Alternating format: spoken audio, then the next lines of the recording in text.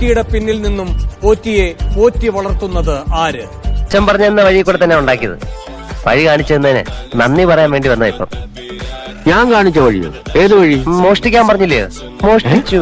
പോറ്റിയെ കൈയോടെ വിജിലൻസ് പിടികൂടിയിട്ടും ദേവസ്വത്തിലേക്ക് കൂടി സംശയമുന നീട്ടി കോടതി ഉദ്ദേശിക്കുന്നത് എന്താണ്? ഇത്രയും നാൾ അവനെ പറ്റിക്കായിരുന്നു.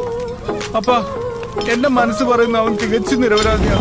നിയമസഭ കൂടിയാൽ പ്രതിപക്ഷം അടിയന്തര പ്രമേയം കൊണ്ടുവരും. പ്രതിപക്ഷത്തിന്റെ അടിയന്തരത്തോടുകൂടി പ്രമേയം അവസാനിക്കും. അത് പുതിയതാണ്.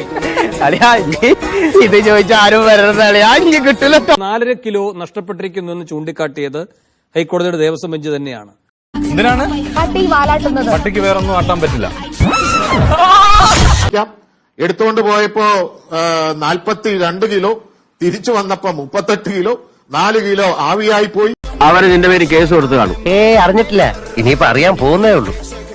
എവിടെന്നാ മോനെ നീ മോട്ടിച്ചത്? ഇവിടുന്ന് തന്നെ.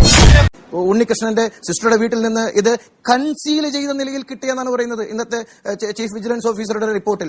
എന്താ കൺസീൽ എന്ന് പറഞ്ഞു കഴിഞ്ഞാൽ ഒളിപ്പിച്ചു വെച്ച നിലയിലാണ് കണ്ടെത്തിയിട്ടുള്ളത്. അത് വേണ്ട, എന്തിനാണ് ചുമ്മാ നാട്ടുകാരെ കൊണ്ട് വിളിപ്പിക്കുന്നത്? ഇന്ന് കോടതിക്ക് ഉത്തമ ബോധ്യമുണ്ടാക്കിയ റിപ്പോർട്ട് ആര് സമർപ്പിച്ചു? ഏത് വിഭാഗം പോയി അന്വേഷിച്ചിട്ട് എങ്ങനെ കണ്ടെത്തി?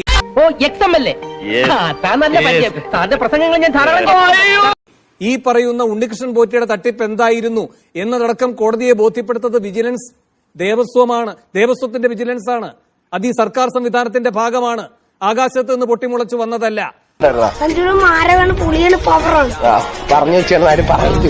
നിങ്ങളുടെ മുഖ്യമന്ത്രി വിളിച്ച കല്ലുമുള്ളും കാലിക്കുത്തൊന്നും അല്ല. നിങ്ങൾക്ക് ഏതായാലും എനിക്ക് അതിനകത്ത് അദ്ദേഹത്തോട് ഒരു തരത്തില് കല്ലുമുള്ളും കാലിക്കുത്തെന്ന് എന്തോ ആയാലും ശരി വിളിച്ചല്ലോ.